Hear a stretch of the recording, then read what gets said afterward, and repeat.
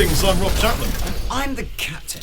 And we're at Andertons, and this is a Vox AC10. It is an AC10. Now, Vox, challenging brand, or particularly the AC series for us, because in the 5 or so years that I've been shooting videos with the Honourable Is it Mr. 5 Chapman, years? Yeah, it must be now. Wow. We've done AC30s and AC15s and Brian May challenges and all kinds of stuff. Yeah. And I'll be totally honest with you, we've got some pretty good sounds in the room, but when they've gone onto YouTube, they've sounded.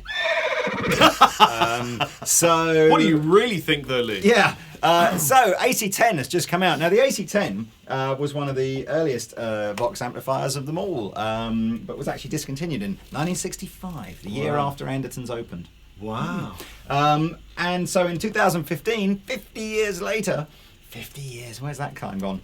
Vox have decided to reissue it. Now, it's not designed to be a super authentic version of the original AC10.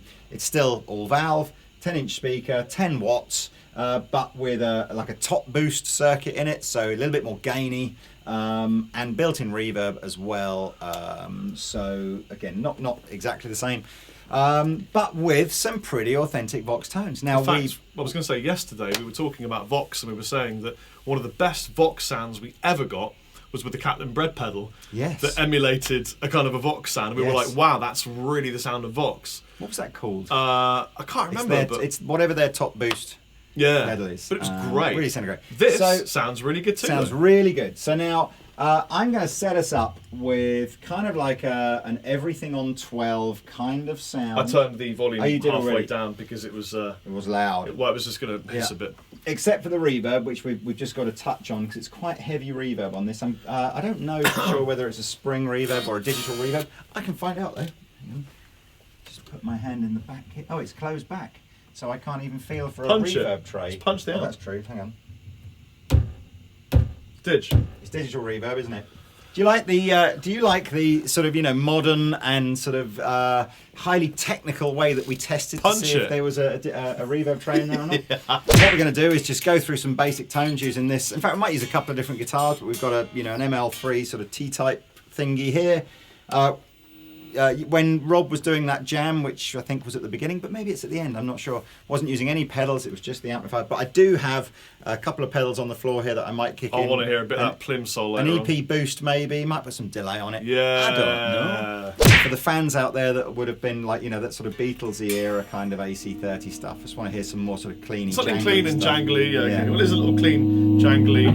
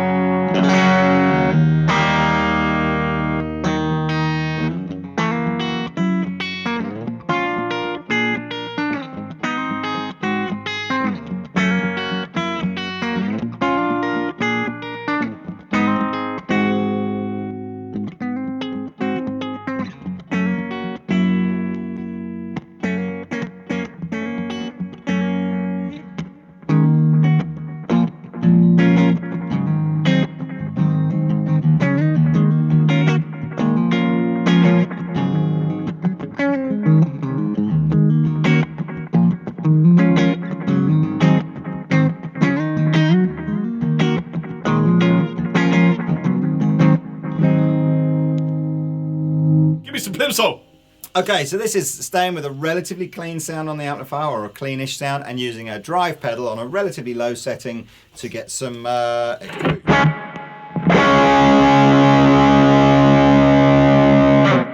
A little bit less reverb. A bit less reverb. I think you need to now play One Vision by Queen. That's the tune. A little bit less reverb. I tell you what, the reverb's on like 1. No, maybe on 3, but it's. Turn it off if you want, mate. I'll get it. Can I just say, bit more. I just have to say this for the camera. Yeah. That sounds really good. It sounds great. Yeah, it doesn't sounds really, really, really good.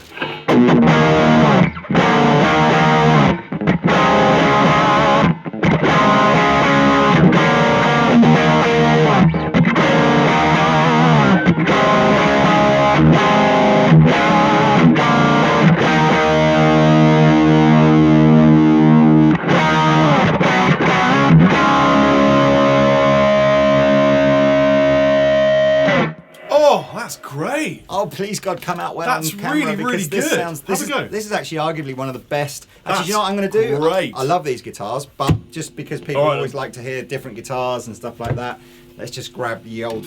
It sounded great.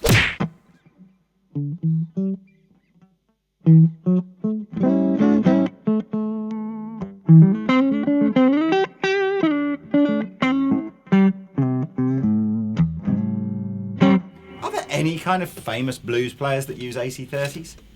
They're all. It's mainly more of a you either hear them in kind of classic rock bands or jangly bands or something. Yeah, like that. I can't don't. think There of any. must be one, but I can't. Well, I mean, obviously Jimmy did use Vox at one point. Did he? Yeah. But Well, you comment away. I'm not familiar of any, so I'm going to steer clear of the blues and probably just play some sort of bigger.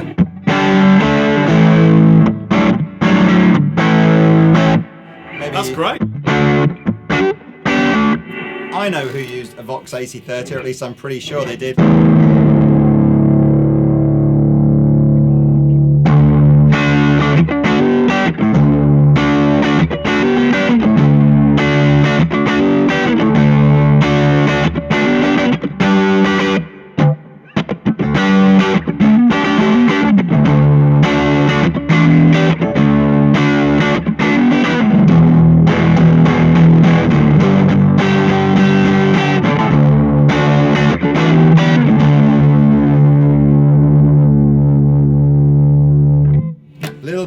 Flabby on the bottom end there, but actually pretty. That's Very, the kind of very sound. nice. I might just use my EP boost rather than the plimsoll because it'll just give it a bit. You know.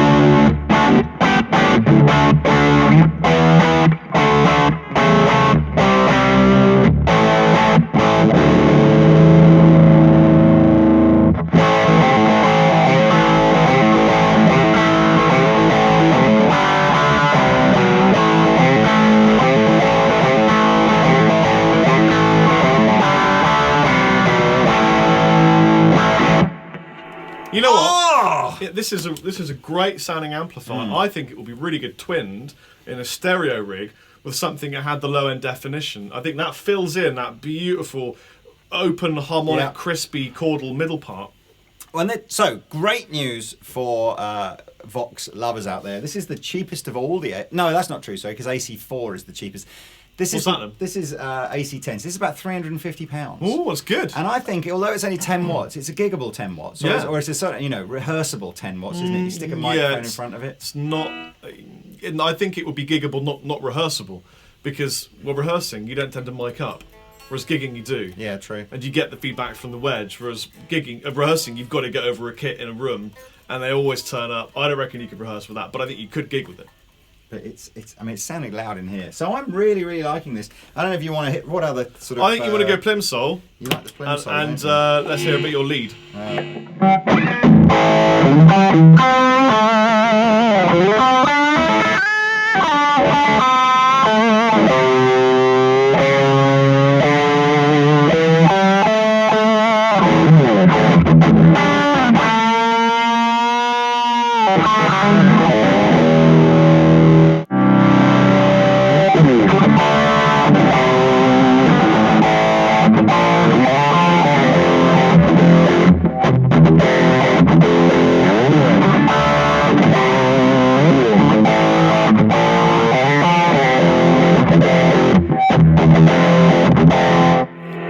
Bit heavier than that's the sort of death metal version of It's Only Love. I want to see what it's like. Brian Adams. I want to see what it's like if you drop to D.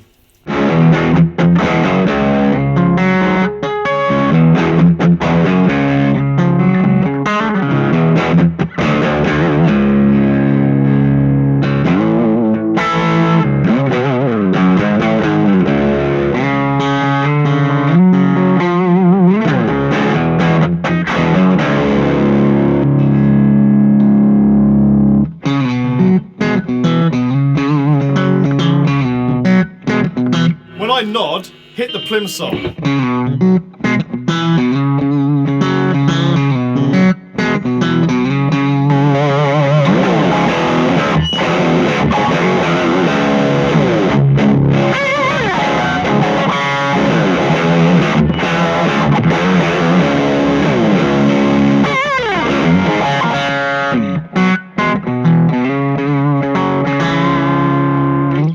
Great. Yeah. It's the best Vox I've ever played. I have to admit, at this kind of volume, and for just ease of getting a good tone, I would agree with you. Yeah. You know, I'm a big fan of AC15 and AC30, but they've always needed to, you know, be tonked up a bit and a certain tone dialed in. But this thing, you just turn it on, plug it in, and get good tones. There's not a lot else we need to say. No, I don't know. I might just...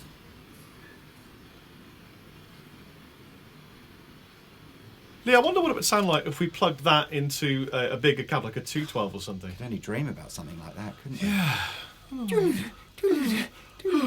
No place like home. No place like home. Dorothy, stop it. Dorothy, stop it.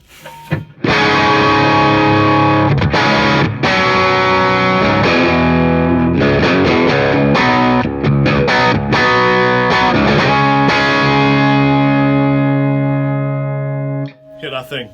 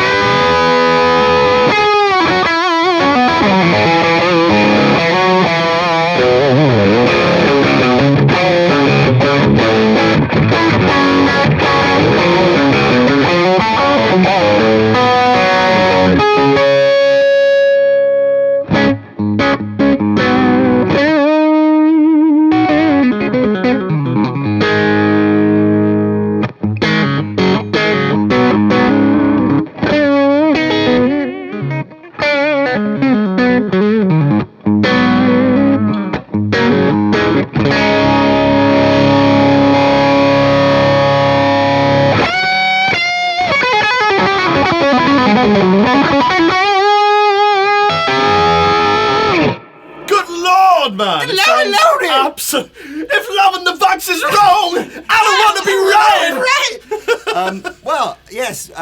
Rob said, "Does it have a speaker output?" I said, "I don't know, Rob. I'll look on the back." And it did. It had a 16-ohm speaker output, which, if you plug something into, disconnects the internal speaker. So we've chucked it into, and what you're hearing now is the Victory vintage 30 loaded 212 vertical cabs. It's like a sort of a compact 212 cab. That sounds absolutely amazing. It's just unbelievable. That is a beautiful sound. And I think it again goes to show why so many kind of rock players use driven AC30s, because they do something in the mid-range that just goes like bam.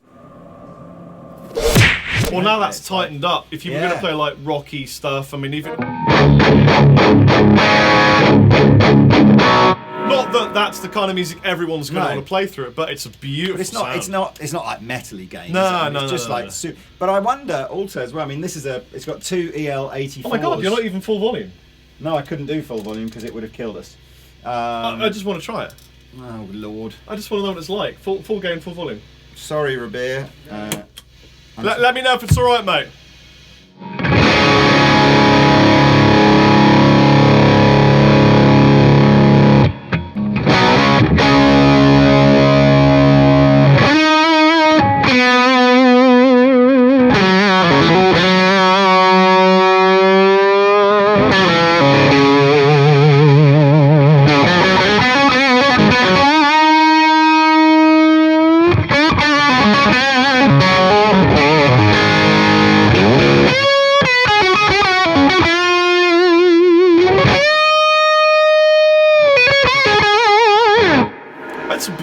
Sound. You haven't even got the plimsoll on. No, I just gave you a bit of EP boost. I think the plimsoll takes it a bit over the top. Does it? With all the gaining on there as well. Well, there you go. Well, okay.